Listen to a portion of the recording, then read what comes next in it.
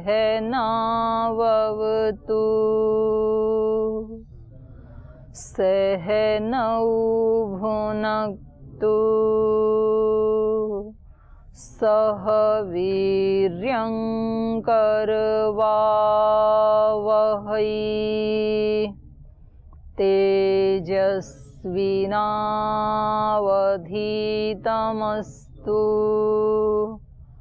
मा विद्विषावहै ॐ शान्ति शान्ति शान्तिः। पीछे के पाठ से किसी का कोई प्रश्न है तो कल हम दूसरा अध्याय समाप्त करके तृतीय अध्याय को प्रारंभ कर रहे थे। तो द्वितीय अध्याय में पहले दो शब्द आए थे, सांख्य और योग। सांख्य का मतलब है वहां पर ज्ञान योग, और योग शब्द का मतलब है वहां पर कर्म योग। तो ये दो धाराएं हैं, एक ज्ञान योग की, एक कर्म योग की, एक आगे और आएगी तीसरी भक्ति योग। तो ये दो थे। तो इन्होंने शुरू में ज्ञान की प्रशंसा की भगवान कृष्ण ने कि हमें ज्ञान युक्त होना चाहिए, और उस ज्ञान युक्त होने में जो मुख्य बात था, जो मुख्य विषय था, वो ये था कि आत्मा अविनाशी है, नित्य है। आत्मा से अतिरिक्त जो शरीर आदि हैं, इंद्रियां हैं, और जितने भी विषय हैं इंद्रियों के, और जो हमारे संबंध हैं, और जो संसार की वस्तुएं हैं, आत्मा से अतिरिक्त जो भी है वो सब क्या है? अनित्य है। और वो कैसे हैं? आने जाने वाले हैं। अनित्य का मतलब ये है जो सदा एक जैसा ना रहे। मात्र स्पर्शास्तु कौन्तेय, ऐसे कहा था कि ये जो सुख दुख आदि हैं ये सब क्या हैं? आने जाने वाले हैं। तस्मात् तत्तितिक्षस्व, इसलिए तू उन सब को सहन कर। सहन करने का मतलब ये है कि उनसे प्रभावित ना हो। उसका ज्ञान तो होगा, योगी को भी यदि कोई पत्थर मारेगा, लकड़ी मारेगा, तो उसको भी कष्ट तो होगा, लेकिन वो उससे अपने आप को जोड़ नहीं लेगा। शरीर को कष्ट हो रहा है, उसको ज्ञान भी हो रहा है, लेकिन उससे आइडेंटिफाई नहीं हो जाएगा वो। तो ये मुख्य बात बताई थी एक। फिर उसके बाद भगवान कृष्ण ने कहा था कि तुझे स्वधर्म का पालन करना चाहिए, और स्वधर्म का पालन करते हुए कर्म योग में तुझे प्रवृत्त होना चाहिए, क्योंकि इस संसार में सबसे श्रेष्ठ यदि कोई मार्ग है तो वो है कर्म योग। अपने स्वधर्म का पालन करते हुए जो अपना कर्तव्य है उसके ऊपर न्योछावर हो जाना। फिर तीसरा जब अध्याय का समापन कर रहे थे तो अंत में फिर बताया स्थित प्रज्ञ क्या होता है, क्योंकि उससे पहले भगवान कृष्ण ने कहा कि अर्जुन तू स्वधर्म आदि और युद्ध आदि तो बाद में करना, सबसे पहले तू क्या हो जा? शांत हृदय हो जा। पहले तू अपने चित्त को शांत कर लेगा, तभी तू कोई ठीक निर्णय ले पाएगा। तो कभी भी अशांत हृदय, दुखी हृदय, परेशान हृदय, गुस्से वाला हृदय कभी भी ठीक निर्णय नहीं ले सकता है। इसलिए अपने जीवन के जो मेजर फैसले लेने होते हैं, जो मुख्य निर्णय लेने होते हैं, वो हमेशा किस अवस्था में लेने चाहिए? शांत अवस्था में। सुबह उठ करके 3-4 बजे उठ करके 1 घंटा पहले ध्यान करना चाहिए, और उस ध्यान के बाद फिर परमात्मा को साक्षी मान करके उससे पूछना चाहिए कि भगवान जी इस विषय में मैं निर्णय नहीं कर पा रहा हूँ, तो आप ही मुझे राह दिखाएं कि मैं क्या करूं। और उस चित्त के शांत अवस्था में जो भी उत्तर आएगा वो हमारे लिए निश्चित रूप से ठीक ही होगा। तो कभी कभी हम गुस्से में निर्णय ले लेते हैं, तो फिर हम घर छोड़ के भाग जाते हैं, लेकिन फिर थोड़े दिन के बाद गुस्सा तो शांत हो जाता है, क्योंकि गुस्सा तो क्या है? आने जाने वाला है। तो आया था वैसे वो चला भी गया। तो जब गुस्सा चला गया तो फिर से घर की याद आती है। या हमने झगड़ा करके निर्णय ले लिया, घर से भाग आए और फिर वो झगड़ा तो 2 दिन के बाद शांत हो गया, दुखी मन था वो तो थोड़े दिन के बाद सुखी हो जाता है।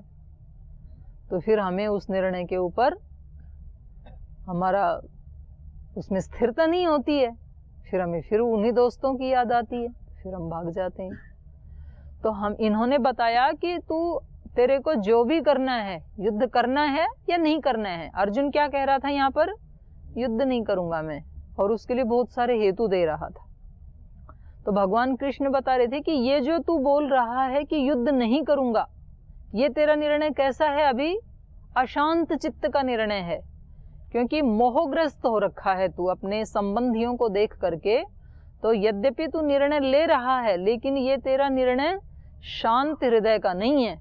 तो सबसे पहले तू अपने चित्त को शांत कर, और उसके बाद जो भी निर्णय होगा वो ही ठीक निर्णय होगा। स्थित प्रज्ञ बन पहले। तो अर्जुन ने पूछा कि ये स्थित प्रज्ञ क्या होता है, कैसे पता लगे? मैं तो स्थित प्रज्ञ ही हूं, मैं तो बिल्कुल ठीक हूं। हम भी ऐसे बोलते हैं ना। हम किसी को, हमारे से बड़े जब हमारे को कहते हैं कि आप इस विषय पे एक बार और धैर्य से विचार कर लो और फिर मेरे को बताना कि आपको क्या लगता है, तो हम कहते हैं जी हम तो बिल्कुल धैर्य युक्त ही हैं और हमारा तो यही निर्णय है, हम बिल्कुल ठीक ही कह रहे हैं। और वास्तव में हमारा धैर्य युक्त चित्त होता नहीं है उस समय, लेकिन हमें पता ही नहीं होता है। हम उसी के साथ कॉम्प्रोमाइज करके अपने आप को ही हमेशा राइट ठहराने के लिए आग्रह करते रहते हैं कि मैं हमेशा ठीक हूँ, मेरा निर्णय हमेशा ठीक है। हमारा मन ये बात स्वीकार करने को तैयार ही नहीं होता है कि कभी मेरे को भी सोचने की आवश्यकता है। अर्जुन को भी ऐसे लग रहा था, तो अर्जुन ने कहा मैं तो ठीक ही हूँ। तो आप ही बताइए कि स्थित प्रज्ञ कैसा होता है? क्या कोई विशेष लक्षण है क्या? कैसे पता लगेगा कि ये स्थित प्रज्ञ है और ये स्थित प्रज्ञ नहीं है? तो फिर उन्होंने लंबे लक्षण बताए 18 श्लोक के माध्यम से, 55 नंबर श्लोक से लेकर के और 72 तक जो वर्णन किया स्थित प्रज्ञ का, कि ये लक्षण जहां जिस मनुष्य में आपको दिखाई दें तो उसको क्या मानना? स्थित प्रज्ञ मानना।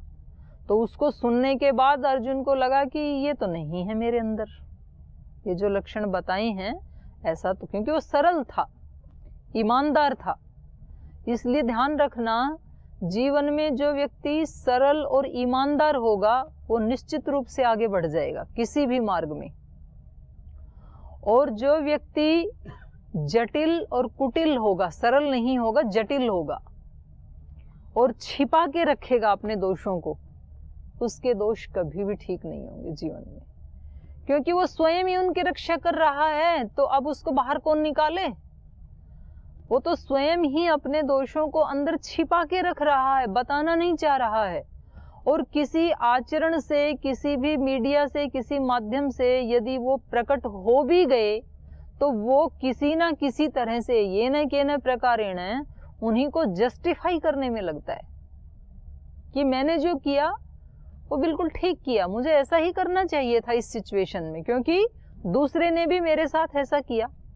जब वो मेरे साथ ऐसा कर रहे हैं तो मुझे क्या करना चाहिए? मुझे ऐसा ही करना चाहिए, ये तो नॉर्मल ही है, मैंने ऐसा कर दिया तो सब ऐसा ही करते हैं।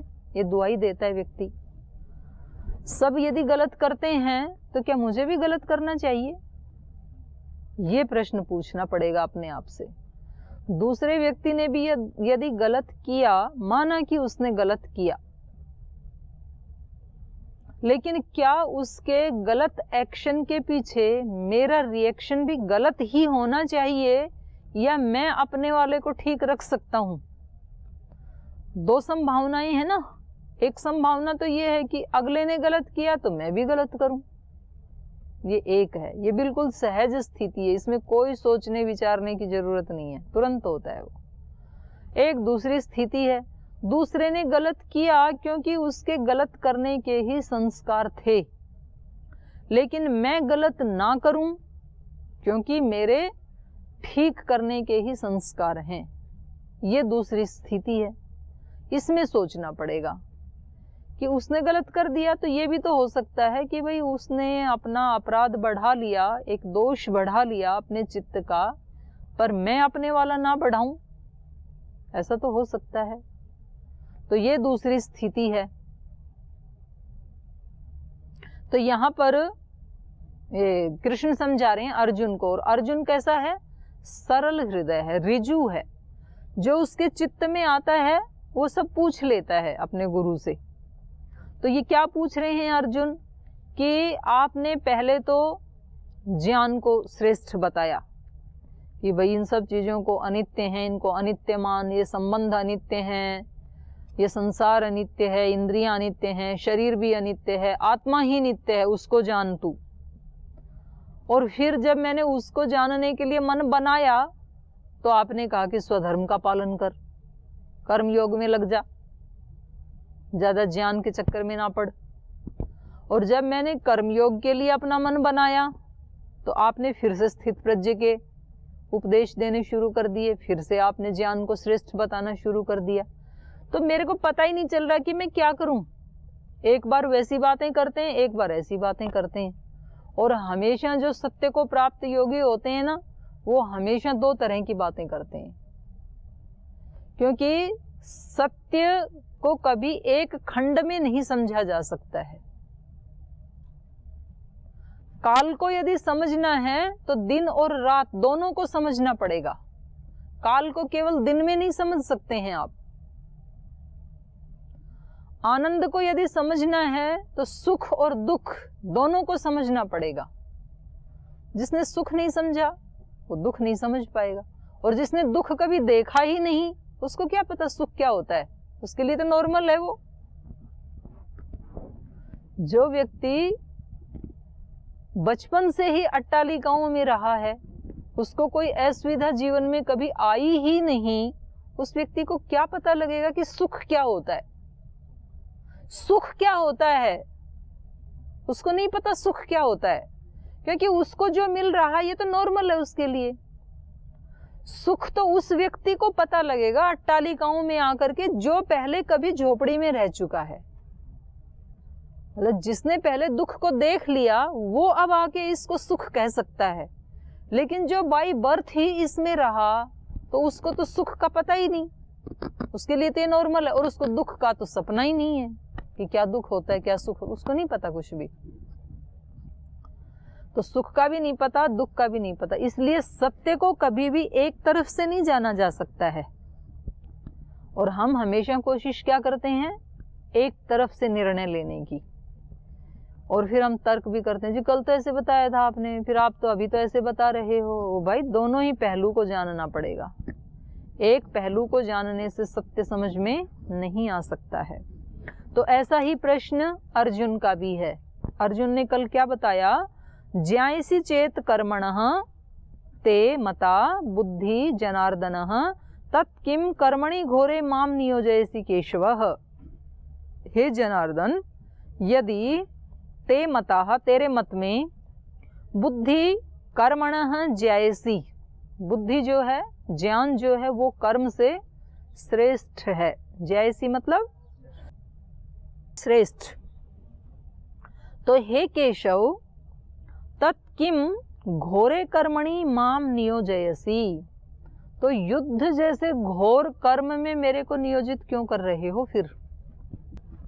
तो ऐसे आपके मन में भी प्रश्न आते होंगे ना, जी हम तो सेवा करने के लिए यहाँ आए थे, राष्ट्र सेवा करने के लिए, पढ़ाई तो वहाँ छोड़ करके आए थे, और आपको भी पता है कि लास्ट में सबको सेवा में ही लगाना है। तो जब सेवा में ही लगाना है तो ये याद करने वाले क्यों काम में क्यों घोट रहे हो, हमारे को क्यों जोड़ रहे हो। जब करना अल्टीमेटली सेवा ही है तो आज से फिर एक ही तरफ आप लग जाएं। पहले अब आप हमें ज्ञान की बातें पढ़ाते हो, सुनाते हो, अपवर्ग की बातें बताते हो, मोक्ष की बातें बताते हो, और फिर जब साधना करने का मन बनाते हैं तब कहते हो कि अब कर्म में लग जाओ, सेवा में लग जाओ। तो हमारी तो बुद्धि जो है ना वो भ्रमतीवते में मना ऐसे हो रखा है हमारा। तो ये आप वाला प्रश्न पूछ रहे हैं अर्जुन अगले श्लोक में। बोलिए, व्यामिश्रेणेव वाक्येन बुद्धिं मोहयसीव मे तदेकं वद निश्चित्य येन श्रेयोऽहमाप्नुयाम् लोकेऽस्मिन् द्विविधा निष्ठा पुरा प्रोक्ता मया नघः ज्ञानयोगेन सांख्यानां कर्मयोगेन योगिनां न कर्मणाम् अनारम्भात् नैष्कर्म्यं पुरुषोऽश्नुते न च सन्न्यासनादेव सिद्धिं समधिगच्छति। तो ये अर्जुन ने कहा कि मेरा तो मन जो है वो व्यामिश्रेण इव वाक्येन, आपके मिले जुले वाक्यों से, मिली जुली बातों से, कभी कहते हो ज्ञान श्रेष्ठ है, कभी कहते हो कर्म श्रेष्ठ है, फिर दोबारा कहते हो ज्ञान श्रेष्ठ है। तो आपके इन मिले जुले वाक्यों से मैं बुद्धिम मोहयसी इव, मेरी जो बुद्धि है वो मोहित सी हो रही है, मतलब बिचड़ा दिया आपने तो मेरे को। ऐसे अर्जुन कह रहे हैं कि आपने तो मेरी बुद्धि को ही मोहित सा कर दिया। तद एकम वद निश्चित्य, तद निश्चित्य एकम वद, इसलिए हे गुरुदेव भगवान कृष्ण को कह रहे हैं, हे केशव निश्चित्य एकम वद, निश्चय करके एक बात बता दो मेरे को क्या करना है वो बता दो। ये न अहम श्रेयो आपनुयाम, जिससे कि मैं कल्याण को प्राप्त कर सकूं, जिससे मेरा श्रेय हो, वो मेरे लिए कोई एक बता दो कि मुझे क्या करना है। हम सबका ऐसा ही होता है कि जी एक रास्ते पे चल सकता हूं, मुझे ये बता दो इधर या इधर, मुझे ये करना है या ये करना है, मेरा तरीका तो वही रहेगा। किसी को कहते हैं कि आपको कार्य तो करना है लेकिन आपको उससे डिटैच होकर के करना है, बिना आसक्ति के होके करना है। तो वो कहता है कि जी जब कहीं रहेंगे, किसी स्थान पे रहेंगे, तो उस स्थान से भी लगाव भी होगा, वहाँ रहने वाले व्यक्तियों से, पशु पक्षियों से, तो उनसे भी लगाव होगा। ऐसे थोड़े ना हो सकता है। तो या तो फिर मैं बिल्कुल जंगल में जाके रहूँगा, और या फिर मैं समूह में रहूँगा, तो फिर तो लगाव भी होगा। तो दोनों में से एक बता दो, या तो मेरे को लगाव युक्त रहने दो, और या तो फिर मैं इसको छोड़ के भाग जाऊंगा। दोनों में से एक हो सकता है मेरे से, ये दोनों कैसे हो सकते हैं। ऐसे ये कह रहे हैं कि निश्चय करके मेरे लिए एक बता दो क्या करना है मुझे। मैं ज्ञान वाले में ही जुट जाऊं या तो कर्म में लग जाऊं, दोनों नहीं हो सकते हैं मेरे से कि ज्ञान युक्त भी रहूं और कर्म भी करूं। क्योंकि योगी का रास्ता क्या है, कर्म भी करना है, लेकिन कर्म भी अंधाधुंध नहीं करना है, ज्ञान पूर्वक करना है। तो ज्ञान भी कैसा, 100% पूर्ण कोटि का, और कर्म भी कैसा, पूर्ण कोटि का। क्योंकि जब जो ज्ञान को प्राप्त हो गए तो वो कहते हैं अब हमें कर्म करने की क्या जरूरत है, हमें तो जो प्राप्त करना था वो प्राप्त कर लिया, तो हमें तो कुछ चाहिए ही नहीं, कोई अपेक्षा ही नहीं है हमें संसार से, तो हम कर्म क्यों करें। और जो कर्म करने वाला है वो कह रहा है कि जब मेरे को फल ही नहीं चाहिए, आप जब फल को ही छुड़वा रहे हैं, तो मैं कर्म भी क्यों करूं। जब कोई रिजल्ट ही आने वाला नहीं है, कोई परिणाम ही नहीं है, तो कर्म क्यों करूं मैं। ये कह रहे हैं कि आपको कोई फल भी नहीं लेना है, और कर्म कितना करना है, 18 से 20 घंटे करना है। तो स्वामी जी तो ऐसे ही बांधते हैं। पतंजलि में जो आता है, आचार्य जी स्वामी जी क्या कहते हैं, जितनी भी प्रॉपर्टी है, हजारों करोड़ की प्रॉपर्टी है पतंजलि की, लेकिन स्वामी जी और आचार्य जी के नाम पे 1 पैसा नहीं है। और कर्म कितना करना है दोनों को, 20-20 घंटे करना है, और रोज करना है, और त्योहार के दिन भी करना है, और संडे को भी करना है। तो दूसरे लोग बोलते हैं कि जब आपको अपने लिए कुछ चाहिए नहीं, तो ये कर्म क्यों करते हो, इतना घोर कर्म, फिर बैठो आराम से। और यदि इतना घोर कर्म कर रहे हो तो कुछ तो अपने पास भी रखो।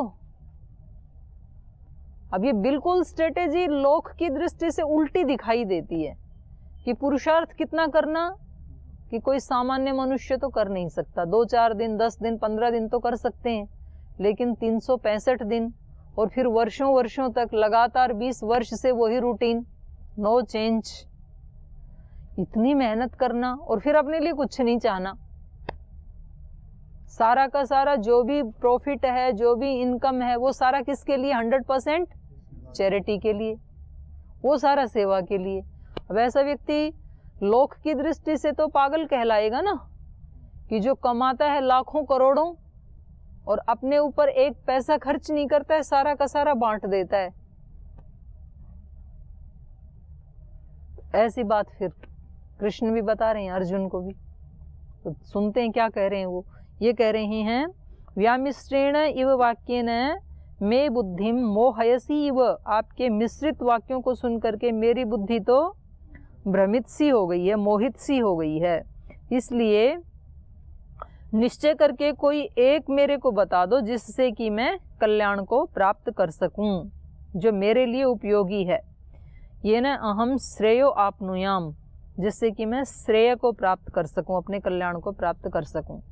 श्री भगवान उवाच, तो अब उत्तर दे रहे हैं भगवान कृष्ण। वे कह रहे हैं, लोकेस्मिन् द्विविधा निष्ठा पुरा प्रोक्ता मया अनघः। अनघ मतलब अघ माने पाप और अनघ माने निष्पाप। हे निष्पाप अर्जुन, क्योंकि ये बहुत सरल था ना, उसके मन में कोई पाप नहीं था, इसलिए संबोधन भी क्या किया गुरुजी ने अपने शिष्य के लिए? निष्पाप। हे निष्पाप अर्जुन, जैसे कि मैंने पहले कहा पुरा प्रोक्ता, मैंने पहले ही पुरा प्रोक्ता मया, मेरे द्वारा पहले कहा गया कि अस्मिन लोके द्विविधा निष्ठा, इस श्लोक में 2 प्रकार की निष्ठाएं हैं। निष्ठा मतलब मार्ग, निष्ठा को कहते हैं निश्चित रूप से जिसमें हम ठहर गए। निहि स्था, निष्ठा, निहि मतलब निश्चित रूप से, स्था मतलब ठहर गए। जिस निर्णय में, जिस डिसीजन में हमने उसको अंतिम निर्णय मान लिया, तो उसको क्या कहेंगे? हमारी निष्ठा। राष्ट्र के प्रति मेरी निष्ठा है। निष्ठा है इसका मतलब क्या है?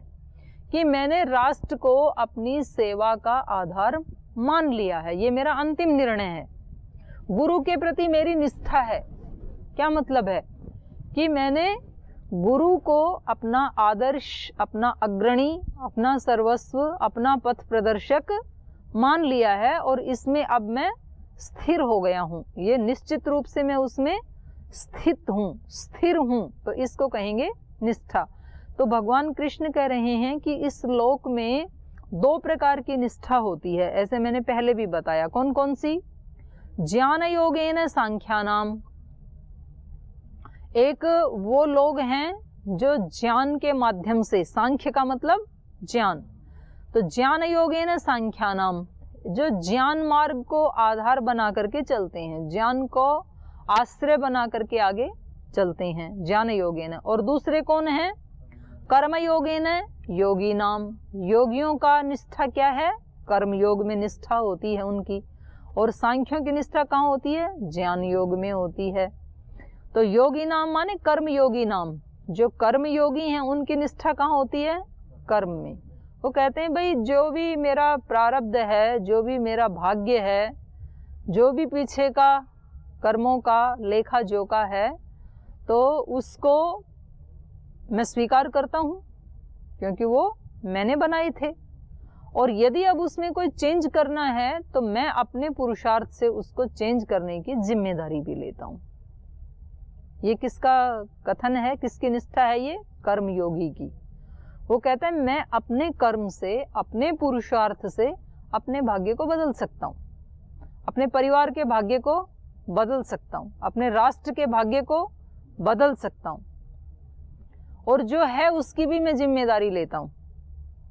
आज समाज में हम जब भी बैठते हैं, न्यूज़ चैनल वाले और दूसरे समाज सेवक, एनजीओ चलाने वाले या सामान्य व्यक्ति भी कभी बस में, ट्रेन में, प्लेन में कहीं बैठते हैं तो थोड़ी सी देर के बाद चर्चा शुरू हो जाती है, देश में क्या चल रहा है, राजनेता क्या कर रहे हैं, धर्मगुरु क्या कर रहे हैं, युवा वर्ग किधर जा रहा है, और सबको क्रिटिसाइज करते करते करते अब तो पूरा समाज ही कैसा हो गया है, गंदा हो गया है। हर व्यक्ति यही चर्चा कर रहा है, लेकिन उसको गंदा करने की जिम्मेदारी किसकी है? आप यहाँ मंच पे बैठे हैं, कक्षा में बैठे हैं, और कक्षा में बिल्कुल पिन ड्रॉप साइलेंस है, शांति है बिल्कुल। तो ये जो शांति का इन्वायरमेंट बना, इसका जिम्मेदार कौन? बैठने वाले ही है ना। और बैठने वाले यदि शोर मचाने लगें और यहाँ का पूरा एक वायुमंडल, वातावरण जो है वो ही कोलाहल से पूर्ण हो जाए, तो उसका जिम्मेदार कौन? वही है। होल तो जिम्मेदार नहीं है ना। तो भारत की भूमि जो है, भूमि तो जिम्मेदार नहीं है। जैसा भी समाज है, अच्छा है, बुरा है, अपराधी है, उसका जिम्मेदार कौन? किसने बनाया वो समाज? हम सब ने बनाया। तो जो व्यक्ति चर्चा कर रहा है उसको ये एहसास नहीं होता है कि मैं भी उसमें शामिल हूं, मेरा भी योगदान है, भले ही वो बिल्कुल माइनर पॉइंट माइनस पॉइंट हो भले ही, लेकिन उतना योगदान तो मेरा भी है। और हर व्यक्ति अपना अपना वो निकाल ले, अपना अपना जो योगदान था उसको अलग कर ले उससे, हर व्यक्ति। तो फिर कैसा बन जाएगा? मतलब यहाँ सब कहने लगे अरे क्लास चल रही है, थोड़े चुप रहो ना, फिर दूसरा बोले अरे चुप रहो ना, कक्षा चल रही है, अभी रिकॉर्डिंग चल रही है, चुप रहो। ऐसे एक दूसरे को सारे कहने लगे, तो फिर क्लास का इन्वायरमेंट कैसा हो जाएगा? शोर वाला हो जाएगा। तो उसका तरीका क्या है? आप अपने आप को चुप कर लो, सारे अपने अपने आप को चुप कर लें, तो क्या हो जाएगा फिर? साइलेंट तो अपने आप ही बन जाएगी। तो जैसे वो एक कार्ड्स होते हैं ना, ताश के पत्ते, तो बच्चे उनका घर बनाते हैं, तो फर्स्ट ग्राउंड फ्लोर बनाते हैं, फिर उसके ऊपर फर्स्ट फ्लोर, फिर सेकंड, थर्ड, फोर्थ, ऐसे बच्चे बनाते हैं ना घर, पत्ते में पत्ता लगा के। तो उसमें वो जो एक घर का निर्माण हो गया, वो मैंने बनाया, तो उसमें जितने भी पत्ते लगे हैं जिनसे वो घर बना है, हर पत्ते का अपना एक योगदान है। यदि उनमें से किसी एक पत्ते को निकाल लें तो उससे पूरा का पूरा वो घर प्रभावित होगा कि नहीं होगा? एक पत्ते को भी निकाल लिया तो घर क्या होगा? गिर जाएगा, नहीं रहेगा वैसा। इसलिए इस समाज में से एक व्यक्ति भी जब अपने आप को निकाल लेता है कि मुझे इसमें शामिल नहीं होना है, अब स्वामी जी महाराज ने निकाल लिया, अपने आप को आउट कर लिया उससे,